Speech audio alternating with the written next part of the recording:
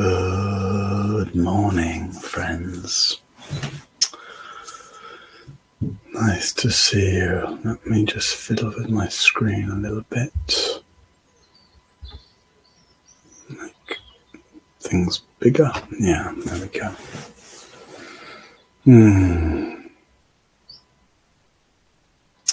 Yeah, good morning. Wherever you are, however you are, good morning. Wherever you are, however you are, here we are. And it seems like it must be at least a couple of months. Maybe it's longer, actually. I don't think I was teaching a lot of retreats in July, so I don't think I was here at Sangha Live. So maybe it's not since June that I've led the mornings here. Although I've seen some of you here on retreat at the Mulan over the summer, and it's been very sweet sometimes just hearing people that have come on retreat and that their way into the retreat has been through Sangha Live, coming here and developing a practice with Sangha here and getting to know me here, and then wanting to take their practice further and be on retreat. So it's been nice to meet some of you here like that. Yeah. Oh yeah, like Suzanne was here this morning after spending 4 weeks here during the summer. Yeah, good. All right, friends. Well, another day, another Dharma. So a chance to sit together.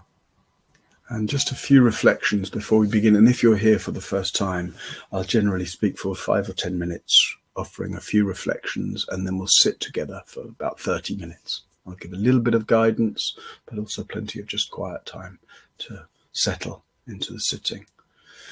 And then there'll also be a little time at the end, 15 minutes or so, where you'll have the opportunity to ask questions that you might have about your practice or anything that seems helpful. You know, one of the things we notice, we had our first board meeting at Sangha Live after the summer break, and we have really amazing data.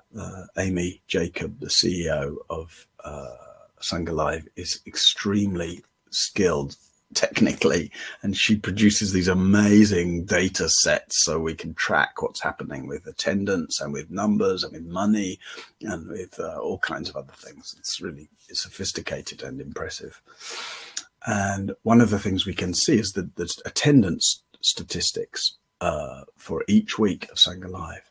And pretty much every single week, it's like Monday, and then, maybe there'll be a couple of hundred people here on a Monday, and then it basically just sort of drops just a little bit, Tuesday, Wednesday, Thursday, Friday. And so it's really interesting to see. It doesn't matter whoever the teacher is, it's always the same curve, and it's always the same, roughly, the same steepness of curve. So basically, what that means is that just consistently, every week, whoever's teaching and whatever's happening, more people attend on Monday, and then slightly less on Tuesday, and slightly less on Wednesday, and slightly less on Thursday. It's like, wow, that's what happens to people's intention. Because I assume that it's not like people show up with, I just want to sit on a Monday. Maybe, but I assume that people come with the intention to sit throughout the week and then have difficulty sustaining that attention. Have difficulty sustaining your attention also, but have difficulty sustaining the intention. And so we come, and then a few of you tomorrow, it seems like statistically, will be like, oh no, I'll stay in bed. or whatever it is. So I want to point that out to you, just as a way to check in. It's not about trying to shame you for not showing up every day, not at all, but it's really just the encouragement to check in. What happens? And of course, I know some of you are just here consistently, right? There's still plenty of you here on Friday. But for those who are here on Monday and are you know that historically you're part of that drop-off, I wonder what might I be able to say or do, or how might I encourage you to just sustain your intention through the week. And of course, mostly I'm interested in what you might do to sustain your intention. And you know what the best way is? You know what the best way is to show up every day? In fact, it's the only way. Just show up every day. So that tomorrow in the morning, don't listen to your objections. One of these 5 days, you might well have objections. You'll almost probably have objections. We easily have resistance to things, right? So at least one of the following mornings, you may have slept badly. You may just wake up grumpy. You may have that sort of familiar, oh, can't be bothered feeling. Right? So that's okay, right? It's if we wait, some people say to me sometimes, oh, I meditate when I feel like it. I say, well, okay, great. But what about when you don't feel like it? You know, it may be that meditating when we don't feel like it is actually where the most powerful, transformative aspect of practice comes from. Because to wake up with, I can't be bothered, I don't feel like it, I'm too tired, I want to hide under the duvet, you know, and then to just sustain your intention, you know, to act despite your mind, to keep your actions and your intentions aligned despite what your reactions are doing. That's a really potent practice. So if your intention is to sit every day, sit every day. Not every day for the rest of your life, but just these 5 days. Right? Let's not be too ambitious for now. So intention, sit every day. Action, sit every day. Reaction, whatever. You know, whatever the reaction is, whatever the inner resistance or complaint is. And that's a very powerful way to build actually a sense of confidence. Right? The confidence that I can bring into line my intentions and my actions, right? Regardless of what my reactions might be. Yeah. So I'm noticing Helen's explaining why she can't be here every day. And of course, please, you don't need to justify any of the many good reasons you may have for not being here, right? But it's, as I say, it's just the fact that it's just consistently shows me that for whatever reason, and there all kinds of good reasons. Like I say, I'm not trying to shame you for not coming to meditation, right? But I know so much from people how there's that relationship where the intention to establish a regular practice gets hijacked by resistance and reactivity, basically. Yeah. So that's really my morning reflection, really. I thought the theme generally this week might be, and I don't really know how this will pan out, but I thought something about naturalness might be the theme, you know. So that's this encouragement for Monday. But the general theme of the week, something about naturalness. Nature is good. It's hard to have a single word to translate Dharma, the word Dharma. But the best single word is nature. Dharma is pointing to the nature of things. The sense that, we're looking for a Dharma life is to find a way to live, move, respond in a way that feels natural, right? Free, unencumbered by resistance. We're going from normal to natural. You know, normal means we're actually constrained by the norms of our conditioning, the norms of society, etc. The norms of of our sense of self, that which we think we are, that whom we think we need to be, etc. And progressively allowing that which is normative, that has become normative for us, which is conditioned, to relax. and to increasingly be able to know and feel and have our life spring from that which is natural. So, naturalness in meditation. Right? As we sit together, I'll just give a little orientation towards that sense of naturalness, because a lot of the elements of meditation, right? I mean, breathing, very natural. You don't have to do anything to breathe. Oh. So, being aware, it's very natural. Like you are already conscious. You don't need to do something, right, to be aware. Oh. So just we might have that sense as we go into meditation together, the naturalness of the fact that I'm already here, I'm already awake, I'm already breathing. Right? So a natural meditation is one that just keeps on honoring these things. I mean, honoring the here-ness that's already here, natural, here, awake, breathing.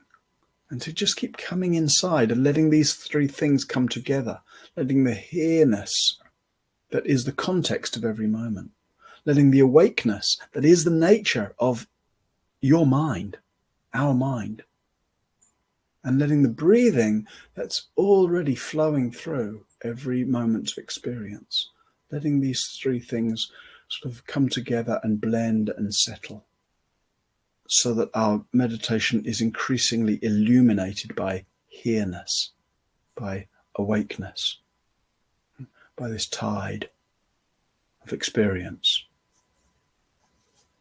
And we're opening up as we use breath as a way of focusing. So friends, naturally here, naturally awake, naturally breathing.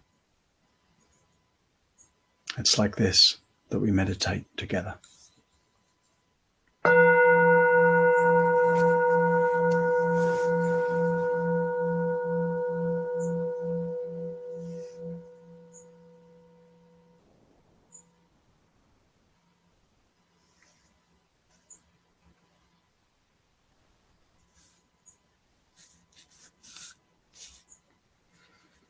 Take your seat for meditation. Just gently letting your attention in a natural way, letting your attention gather into the natural awakeness of mind and settle into the natural feel of body sitting.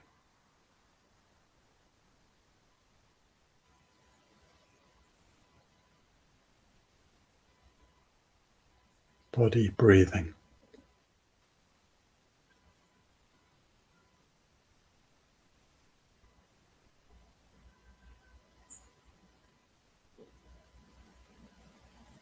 So that whatever the tendencies of your attention, whatever thought stream you find your attention wandering off into, and just keep gently reorientating it to that which is naturally available. Natural feeling of being here, natural awakeness of mind, natural movement of breathing. Just like this.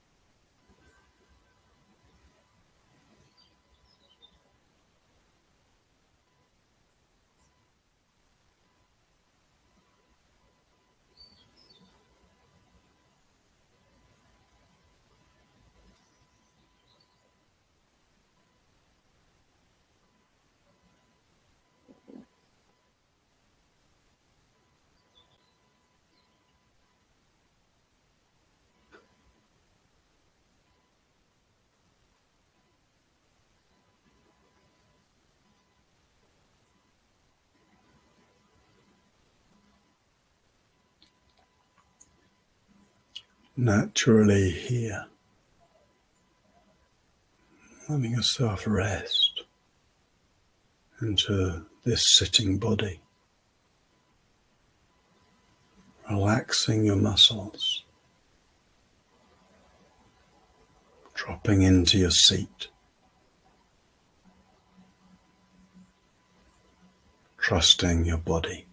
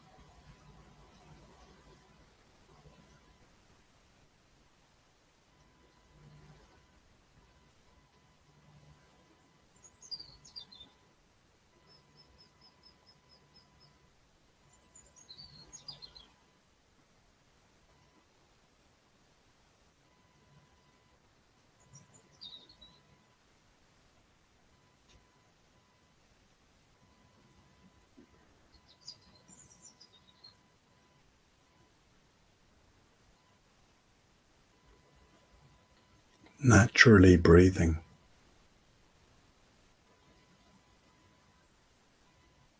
Whatever the speed or depth of breath, just letting your breath be completely natural. Natural expansiveness of the in-breath. Natural relaxation of the out-breath.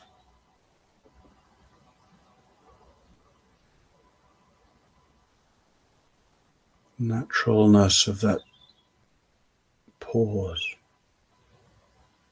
that stopping, however brief, between breaths.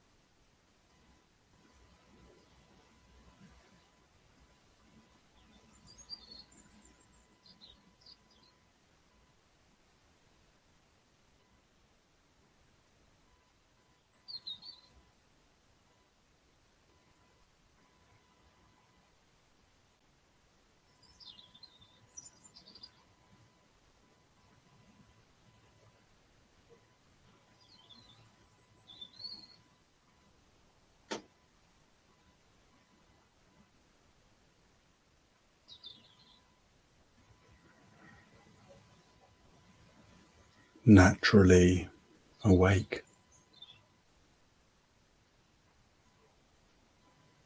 The very fact that you can hear these words, that you can sense your breathing, that you can have any experience at all, is because the nature of mind is awake, luminous, receptive. This mysterious, unfindable location where all experience happens, which is right here.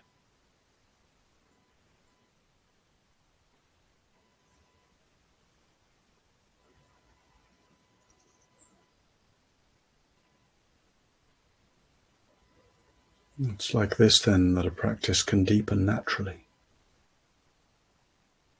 As we understand and orientate to the fact that we're already here, already breathing, already awake.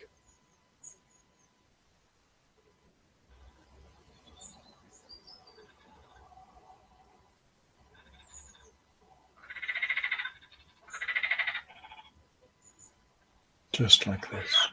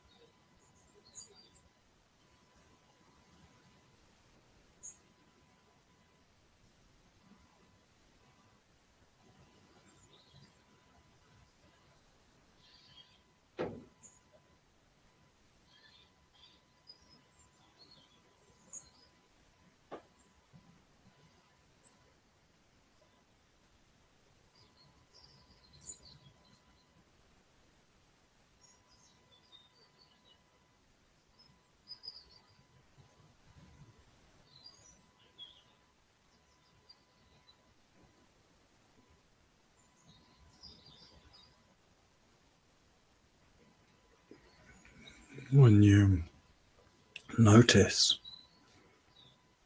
that you've been distracted in some way, when the natural awakeness of your mind reasserts itself, and you see that you were caught up and lost, rather than getting into where you were or why, just let yourself taste the naturalness of being here. Naturally awake, naturally here, natural breathing. So you reset your practice in a way that feels simple, effortless, relaxing and open. Here, awake, breathing.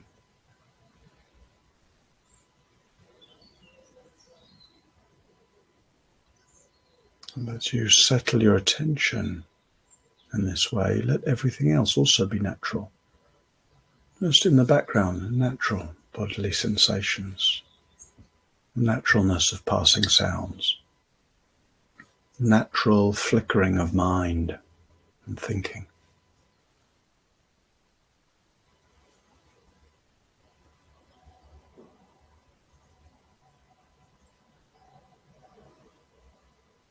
Just like this.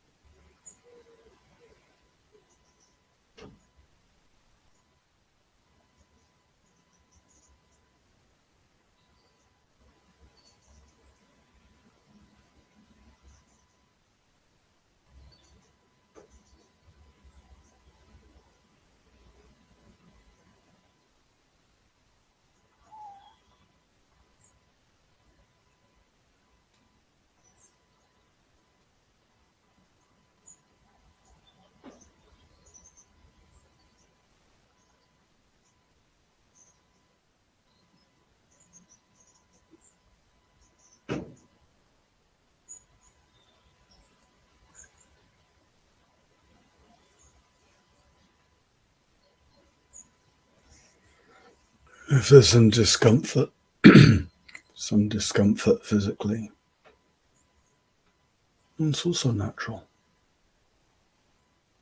See if you can just relax around it a little.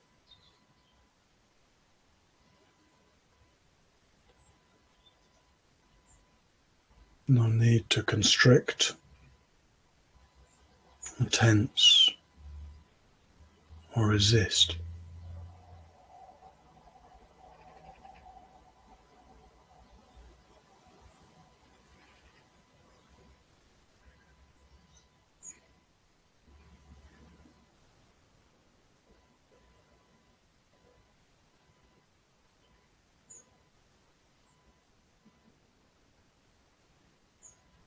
Letting your meditation be a practice of the art of being here naturally.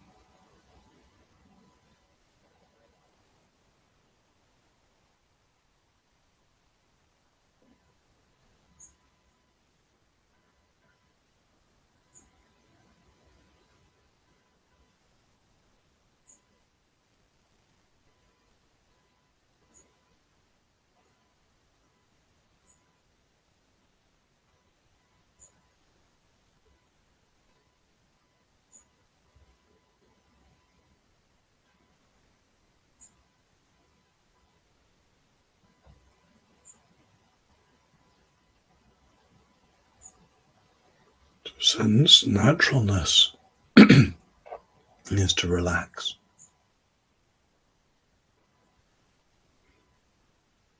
To relax into being here, into a quality of effortless presence, natural presence.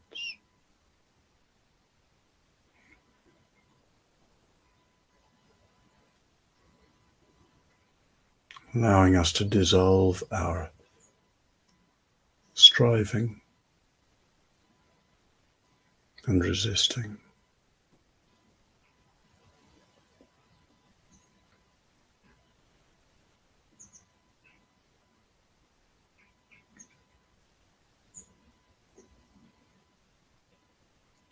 So I'll continuing to practice like this for the remaining few minutes of the sitting.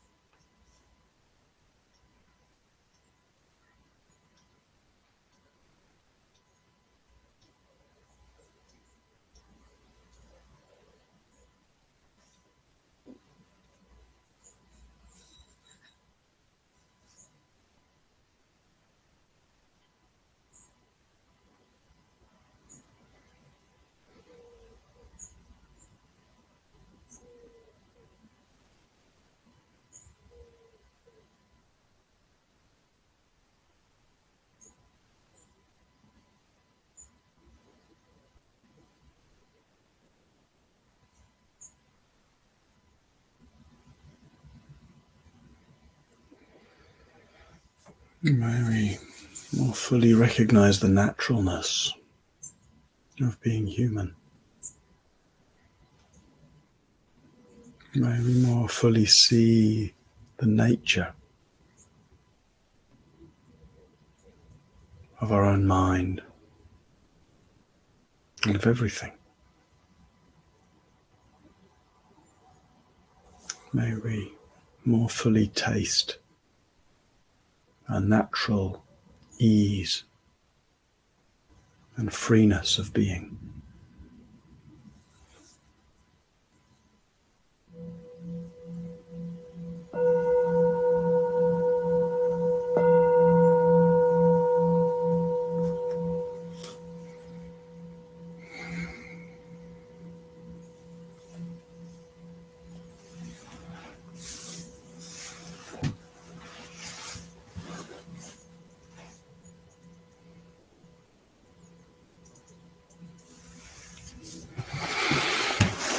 All right.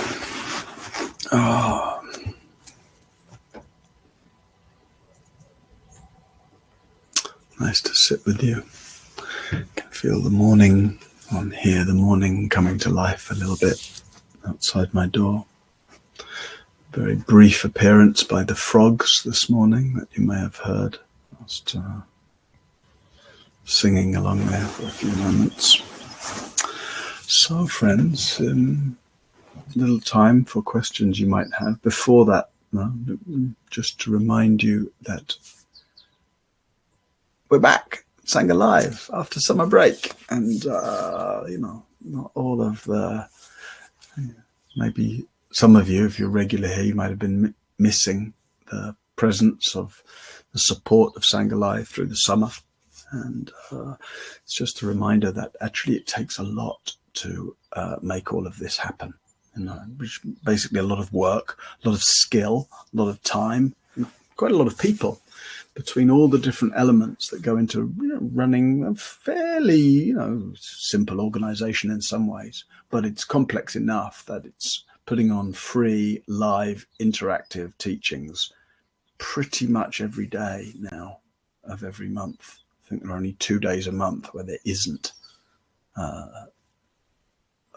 freely available live teachings happening. And, you know, whether it's preparing graphics or doing calendar planning, liaising with teachers, managing the dana, programming things, writing code, you know, there's all of that. And it's pretty much all supported in the principle of generosity. There's no charge for being here. There's no obligation around being here. There's no price for being here.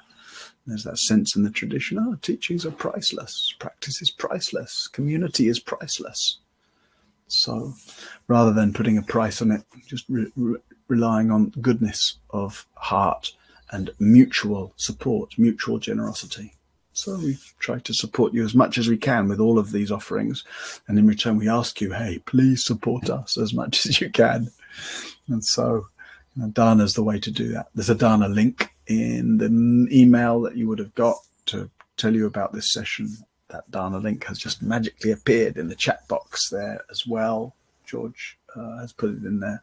So, you know, we're very much, Sangha Live is completely reliant for its functioning and its flourishing on your Dana. So whether you're able to offer a lot or a little or whatever amount it might be, just I want to appreciate the goodness of your heart that then is willing to offer Dana, and the fact that it really makes a crucial difference. I mean, it's literally the lights are on here because of you. So thank you on my behalf and behalf of Sangha Live, and the ways in which we can carry on because of that. Thank you. All right. And then Lisa has put a question and is showing you in the chat box how to put a question. If you just type question like she did above your comment, it helps me see that between that and all the rest of the comments. And then I'll try to respond. Yeah. All right, so Lisa says, lovely to be back and see you and everyone. Re the theme of naturalness. Could you speak about aging? It's the natural process, yeah, but so difficult to accept that your body can't do what it do. How do you cope with this? By frequent reflection, Lisa, you know, just frequently confronting the truth and the naturalness of aging. And that also means frequently confronting our kind of indignation or outrage or fear or annoyance by the fact that that's the case, you know, because the inner sense of oneself doesn't change in the same way, right? And that's completely common. You say, well, 50 now, 60 now, 70 now, 80 now, and yet still feeling, you know. And so there's this sort of daily ritual humiliation of looking in the mirror and thinking, oh my God, what's happening? And so actually just the coming back to, it's like the baseline is, this is natural. This is right. The graying, the wrinkling, the sagging, the stiffening, the aching, the groaning. It's natural. It's actually right. Something would be really wrong if you were the one person in the universe that wasn't aging. You know? And so it's like coming to, oh yeah, this is natural. And then being with the indignation in the heart, the kind of the sense of humiliation or affront to our self-image. And then the more we can do that, the more we're able to let the aging process be humbling instead of humiliating. It's much more gracious to be humbled by what's happening than be humiliated by it. But the more you hold on, right, the more we hold on to how I want to be, you know, the more it can feel humiliating. So yeah, I would say it's really actually an important, helpful practice. Like coming to, like I was talking this morning about aligning intentions and actions. Here it's aligning the actual truth with the inner sense, right? Oh yeah, but I don't feel old. But oh yeah, but hello, you know, this is what's happening. And just taking that, whether it's just like sometimes looking at the back of the hands, it's like, oh wow, they look like an older person's hands. Oh yeah. or that actually taking time to look in the mirror and stay there through the feelings that might have, the uneasy feelings, or maybe sometimes even the feelings of disgust, you know, that might be there, or concern, or the measuring against how it used to be, or the obsession with keep slapping on the creams and hoping that'll help, etc. So yeah, I think there's a whole world actually of practice in there, but the essence of it is frequent reflection, like frequent reflection on the naturalness and truth, and the way in which there may be some denial of that, resistance against that. Yeah, and then that involves the going through the feelings of fear or doubt or sadness or grief even. You know, there's like a kind of grief for the younger one that's gone. Oh, you know, and that's not wrong. It's actually healthy to allow the grieving for that young, fit, firm, vital, handsome one that I used to be. You know? Yeah. All right, good. What else? Julien, could you say a few words about the aggregates naturally available via Rupa, feeding how body is here? I could, but there's sort of a lot I could say about the aggregates, but I'm not really sure what you're asking for, Julien. So, you know, I could just talk about the aggregates, but it would take a little time to get into them, and we don't have so much time. So I'm wondering if you have a more precise kind of question. What is it that's alive in your experience that you're trying to meet or explore?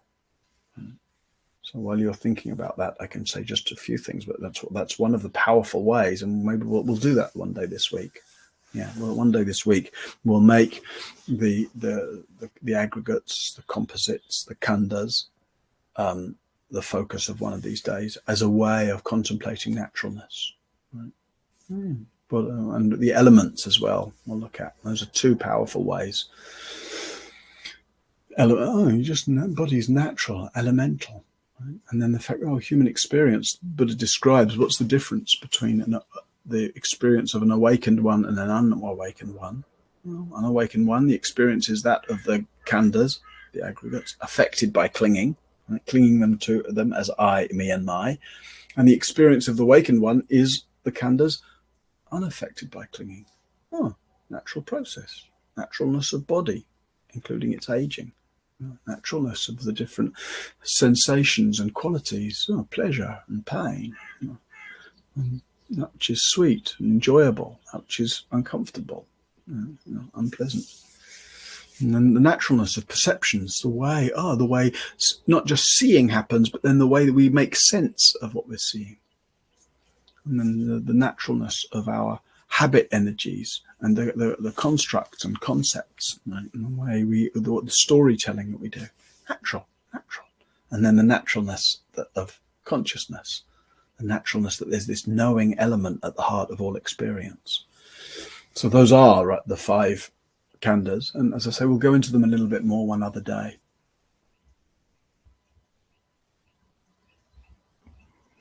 Ruth mentions just allowing naturalness of the breath, sense of ownership falling away. Yeah.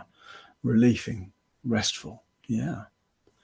Yeah, you don't have to do anything. You don't have to do meditation. You don't have to do being human. You don't have to do self. Yeah. Natural. You don't have to do speaking. You don't have to. It's just letting, in the way that we can let breath come forth. Actually, we can actually, it seems counterintuitive because we feel like we have to do our lives. And it feels like if I stopped trying to do my life, I'd just collapse in some way.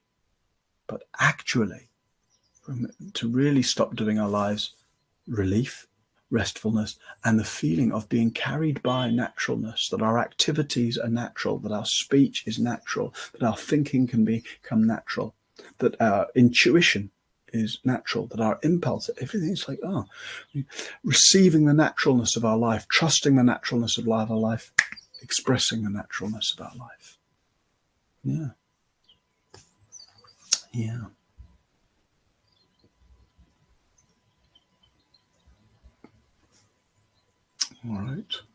Fiona says, can you say more about humility? Well, I would say, you know, just in the context I spoke about it just now. Oh, it's pretty. Look at that. It's the sunlight that's coming through the window. What beautiful. I've got the power. Like, there, you want blessing? That's beautiful. Zapping through the screen. All right. Enough of that. Oh, humility. Yes. To speak about it in the same context as before, you know, the more we hold on to a particular self-image, the more when something happens that contradicts that self-image, we feel humiliated. You know, if we're trying to be a certain way and somebody insults us, or somebody belittles us, or somebody just ignores us, or somebody doesn't seem to approve of us, right? Oh, we feel humiliated by that. And yet all those things, we can let them humble us. They can be a source of humility rather than humiliation, right? As we let go of our self-image, as we let things be more natural, as we realize not everyone is going to approve of us. Not everybody is going to give us the kind of responses or feedback that we like. And whoever you are, people will dislike you, people will judge you, people will misunderstand you. You know? And there can be a certain humility to that. Oh yeah, not liked by everyone. Yeah. So humility isn't the process of making oneself small. I think that's a sort of misunderstanding. We say, oh, they're very humble. Oh. It's not the process of making oneself small. It's more actually genuine humility, where one's also able to recognize one's virtues, one's capacities, one's brilliance, maybe in various ways, but without making something of it. Genuine humility isn't making oneself small. It's more making oneself transparent, so that the praise and the blame can just pass right through. The successes and the failures, we just can pass by through. We see the naturalness of those things. We see the naturalness of, you know, the fact that we sometimes do and sometimes don't get what we want from other people or from situations or from our activities. Yeah. All right, friends, I'm really enjoying the way it's kind of just on the screen. It's quite beautiful the way the slanting sunlight just coming through the. Wow. All right, enough of that. I'll leave you with these reflections and with my appreciation for you showing up today and practicing here together. And in the light of what I was saying at the beginning of the session, if you're available, if your intention is to come along tomorrow, line up your actions and your intentions. Whatever your reactions say, whatever the thought life is doing when the alarm goes off tomorrow. Show up. Actions and intentions coming together. All right. I see there are more questions. I'm just seeing your question now, Ariane, but please feel free to copy it and paste it back in again tomorrow, and we'll have some more opportunity to explore together. All right. Go well, friends. See you tomorrow.